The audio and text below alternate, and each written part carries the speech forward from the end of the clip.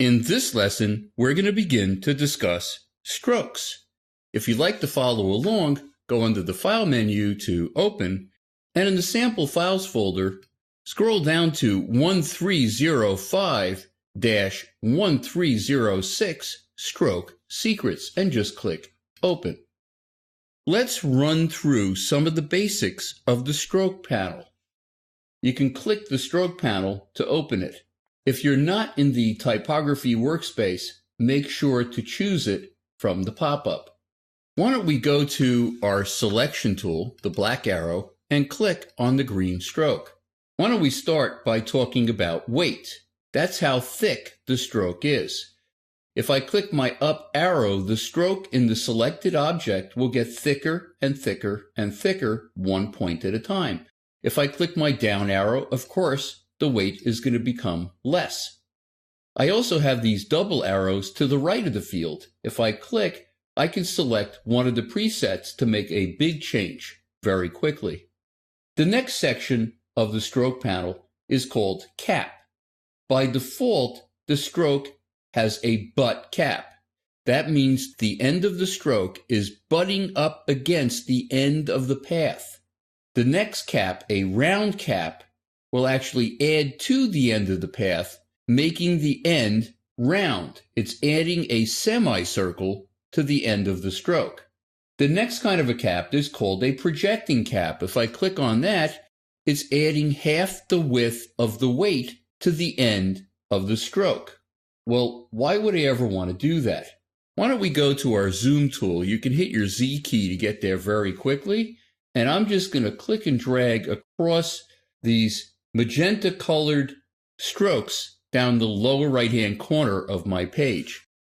And I'm going to go to my selection tool and just click and drag across the two strokes.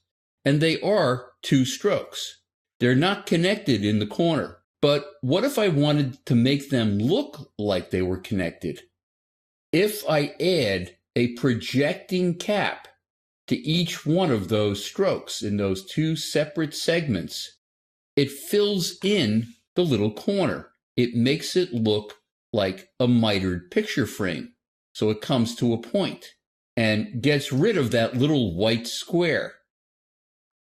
Let me go back to projecting cap and go to my direct selection tool. I'm going to click on one of the endpoints and just drag this over. And you can see the projecting cap is what is filling in that little corner. Let me hit Command or Control Z, and now select both of these again and make it a butt cap. And you can see big difference. Let me zoom out and fit my page, Command or Control 0. I'm going to select the square in the lower left-hand corner and just zoom in a bit so we can see what's going on. And with my selection tool, I'm going to select the object and I'm going to change what's called the join. By default, it's using something called a mitered join, which is kind of like a picture frame. It comes to a point in each of the corners. I can also round the joins, and you can see the outside of the object is rounded in the corners. I can also bevel off those corners if I use a bevel join. But what is miter limit? What is that about? Let me go back to a miter join. I'm going to zoom out again to fit my artboard in the window and select this zigzag object. Right now, all of these are points, and some of the points are getting kind of long. Well, the purpose of miter limit is to make sure that those points don't get too long. Let me click my down arrow, and you can see some of the points are getting cut off now. If I continue clicking my down arrow, eventually all of the points will be gone. Well, let me go back up. It doesn't seem to have any effect as I get much larger than 4. Well, what is that about? Let me go back down to 4. Miter limit, if you actually read the number in the field and the little time sign after it, that's what the key to understanding miter limit is all about. It's 4 times whatever the weight is. Anytime one of these points becomes bigger than 64 points, 4 times 16, it will cut it off. So if I lower that limit, it starts cutting off any points that are greater than 3 times the weight.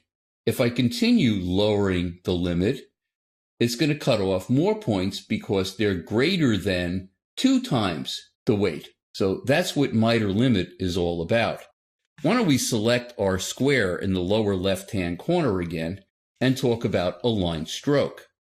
By default, half of the stroke is inside of an object and half of it is outside of the object. If I click a line stroke to inside, the entire stroke is now to the inside of the object.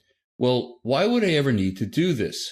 Well, if the outside dimensions of an object, of a stroke, are what's important to me, like let's say it's the border of an ad, and the outside of that border has to be a certain amount, because that's the size of the ad, I would always use a line stroke to inside.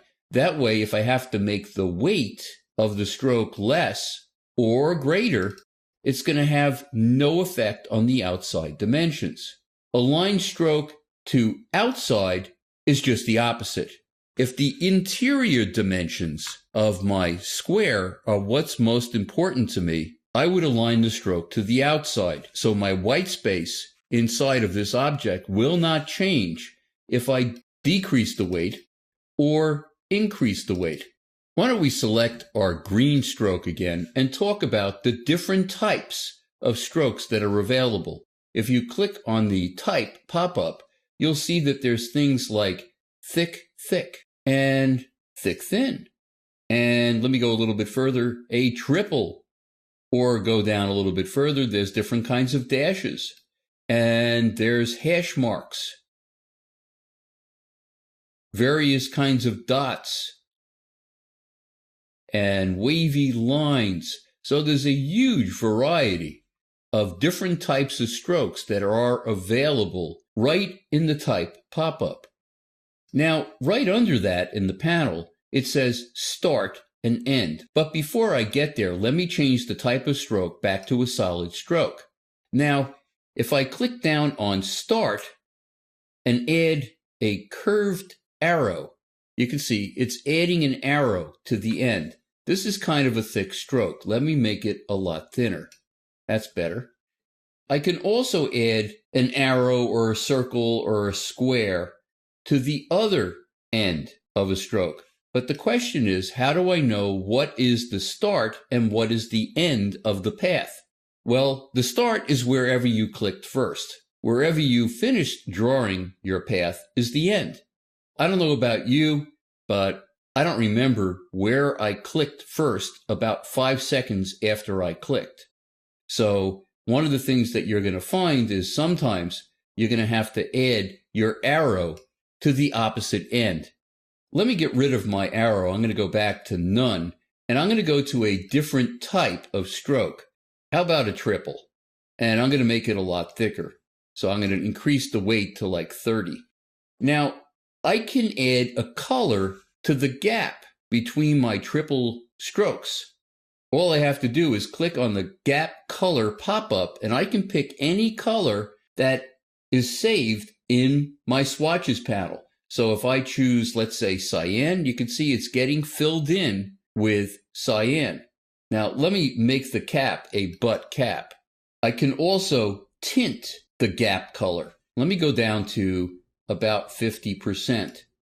We're going to continue discussing strokes in the next lesson.